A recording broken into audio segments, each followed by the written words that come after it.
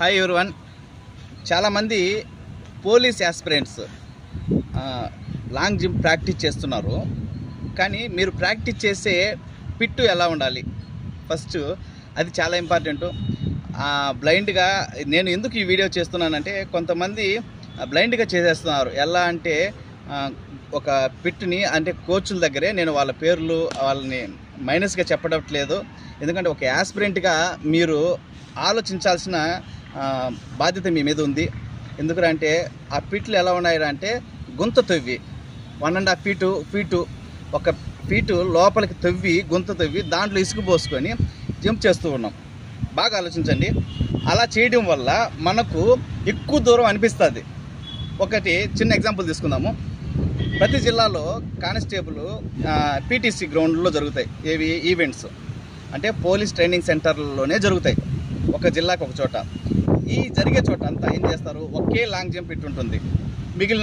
మిగిలిన మూడు పిట్లు ఏం చేస్తారు, జస్ట్ లెవెల్గా ఉండేదానిపైన ఇసుక పోసి 2 లోడ్లు ఇసుక పోసి ఫ్లాట్గా పైకి లేపుతారు. అంటే పైకి ఉంటుంది తప్ప కిందకి డౌన్లో ఉండదు. ఎక్కడే కానీ పిట్లన్నీ పైకే ఉంటాయి. డౌన్కి ఉండదు. డౌన్కి ఉండిందంటే నిజంగా ఆ జిల్లా వాళ్ళు అదృష్టం చేసుకున్నట్టే. అర్థమైందా? కాబట్టి మనం ఎక్కడ ప్రాక్టీస్ చేస్తున్నాము, ఎలాంటి ఫిట్లో చేస్తున్నాము అనేది కొంచెం జాగ్రత్తలు తీసుకోవడం కోసమే నేను ఈ వీడియో తీస్తున్నాను అనమాట.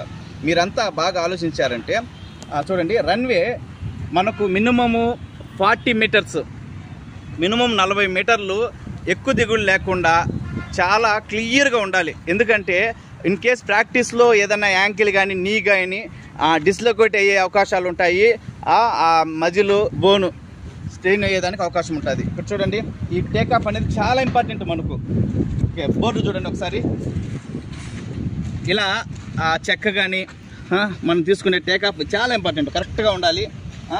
ఇది చెక్ చేసుకుని ప్రతిసారి నెంబర్ ఆఫ్ టేకాఫ్ తీసుకోగలిగితే మనము బోర్డు పైన కరెక్ట్గా మనకు వస్తుంది. కాబట్టి ఇలా 100 చూసుకున్నప్పుడు ఇక్కడ ఉంది కదా, ఇక్కడ గుంతలు లేకుండా ఇక్కడ చూడండి, ఫ్లాట్గా కరెక్ట్గా చెక్కకి కరెక్ట్గా సరిపోయింది.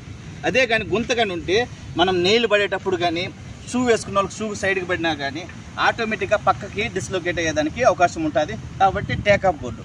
నెక్స్ట్ ఏంటి, పిట్టు చూడండి ఎంత ఫ్లాట్గా. మనం చేసే ప్రతిసారి పిట్టుని ఎప్పుడు కూడా లెవెల్ చేసుకుంటూనే ఉండాలి.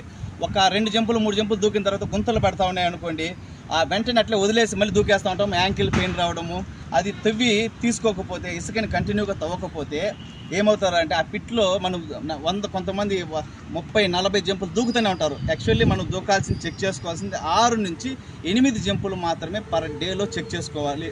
మిగిలినంత జంపుకు సంబంధించిన వర్కౌట్సే చేయాలి తప్ప మిగిలింది చేయకూడదు. దూకడం వల్ల, ఎక్కువ దూకడం వల్ల ప్లస్ ఆర్ మైనస్ ఒక 5 సెంటీమీటర్లు అటు 5 సెంటీమీటర్లు ఇటు ఉంటుంది. కాబట్టి చూడండి, అన్ని చోట్ల మీకు చెప్పాను కదా, చాలా చోట్ల గుంతలుగా, అంటే టేకాఫ్ ఏమవుతుందంటే మొత్తం పిట్ ఏమవుతుందంటే పూర్తిగా గుంతల్లో ఉంది. మనకు చూడండి ఇక్కడ ఇది గచ్చు, ఈ గచ్చు కంటే హైట్ ఇసుక హైట్లో ఉంది. రాను మీకు అక్కడ చూడండి ఇంకా పెరిగిపోయింది తప్ప తగ్గలేదు. పిట్టు మొత్తం బాగా హైట్ పెట్టున్నాం అనమాట. మనకు తిరుపతిలో ఉన్న గ్రౌండ్ ఫెసిలిటీస్ ఏంటంటే అన్ని పర్ఫెక్ట్గా ఎగ్జాక్ట్గా ఉన్నాయి. నేను ప్రజెంట్ ప్రాక్టీస్ చేపిస్తుంది ఈ పిట్లో అనమాట. ఓకే, మ్యాక్సిమం హైట్ ఉంటుంది తప్ప డౌన్లో ఉండదు. దూకిన ప్రతిసారి, జంప్ దూకే ప్రతిసారి మనం ఏం చేయాలి, లెవెల్ చేసుకుంటూ ఉండాలి. పొరపాటున ఎక్కువ దెంపులు ఆ లెవెల్ చేయకుండా, తవ్వకుండా కానీ దూకాము అంటే ఎక్కువగా పెయిన్స్ వచ్చేసి చాలా సఫర్ అవుతారు. యాస్పిరెంట్స్ ఒకసారి మీరు బాగా గమనించండి.